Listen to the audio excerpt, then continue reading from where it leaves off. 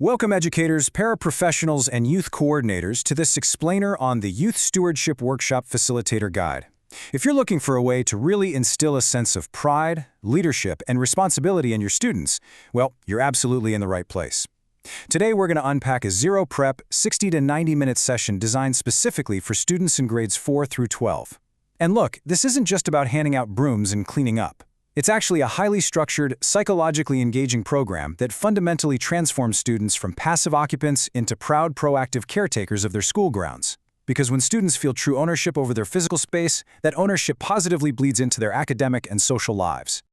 Okay, let's dive into this by starting right at the heart of the workshop. Just imagine wrapping up your session with this powerful call and response from the guide. You ask your students out loud, "Who takes care of our school?" And the ultimate answer they shout back, "We do?" That is exactly the destination we're heading towards today, creating that profound level of ownership and community pride where students truly believe the school belongs to them. To make this completely manageable for you, we're breaking the workshop down into 5 quick thematic pillars: the stewardship mindset, zones and student roles, safety and hazard spotting, seasonal stewardship missions, and finally, building a culture of care. By walking through these steps, you'll see exactly how to build this culture from the ground up, minute by minute, with zero stress. First up, the stewardship mindset.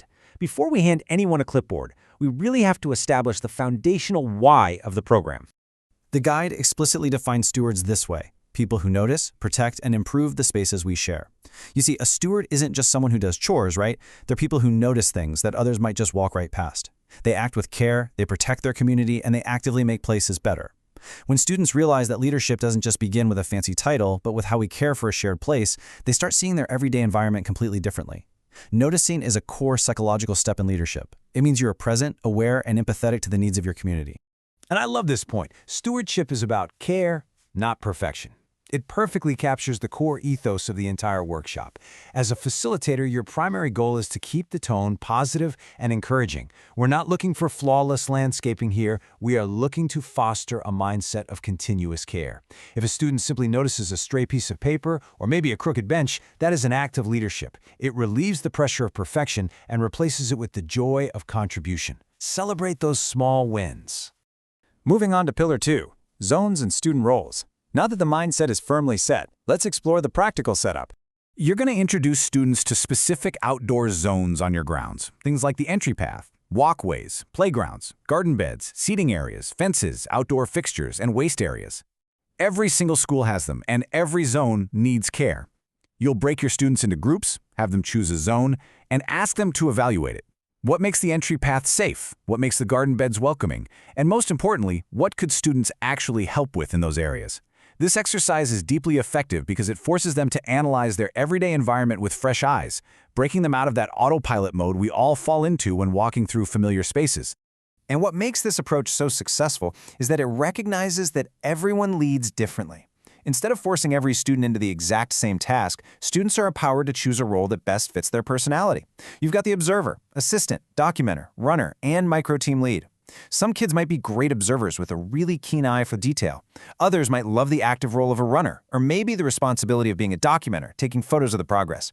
You simply have them pick a role from this list and explain why it fits them. It's incredibly inclusive and ensures that quiet leaders have just as much impact as the most vocal kids in the room. All right, Pillar 3, safety and hazard spotting.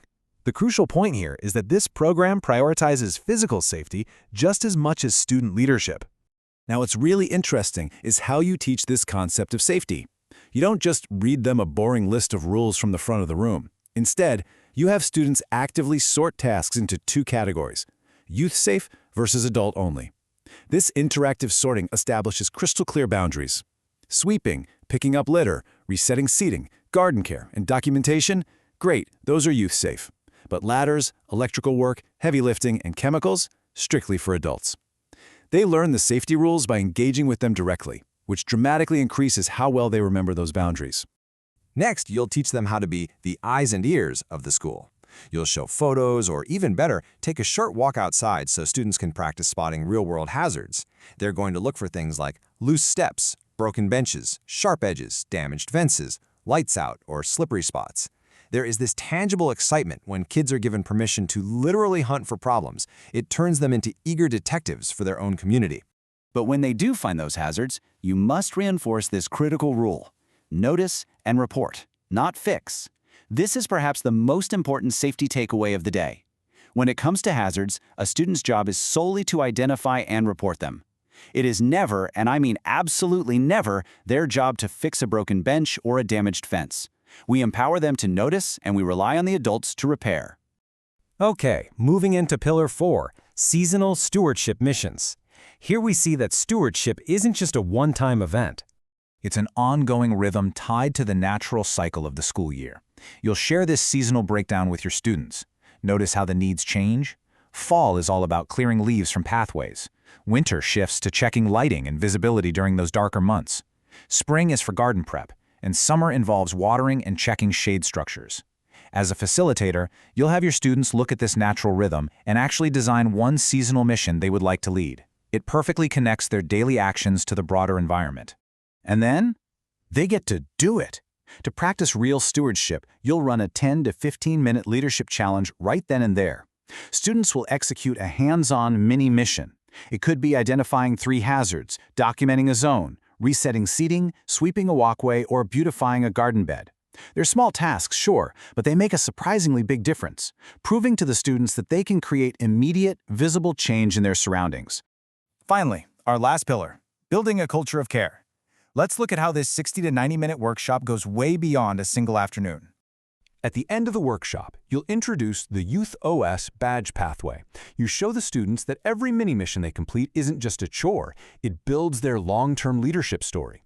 They can start as a grounds apprentice, move up to a beautification builder, and eventually become a seasonal steward. By gamifying the experience, you give them tangible recognition of their leadership journey. It turns a good deed into a milestone, which, as we know, is incredibly motivating for young learners. And to make this really stick, the guide lays out these 5 key follow-up steps. You encourage weekly missions, assign micro-teams to zones, celebrate badge progress, integrate it all into your broader service learning, and finally, share documentation photos with the whole school community. This consistent reinforcement is exactly how a one-off workshop cements a permanent culture of care, turning everyday routines into continuous acts of leadership. As we wrap up this explainer, I want to leave you with a powerful reflection prompt pulled straight from the Guide's Leadership Challenge. Ask this of your students after their first mission, and honestly, ask it of yourself as you look at your school grounds tomorrow. What did you notice today that you never noticed before? Because once you start looking through the eyes of a steward, everything changes.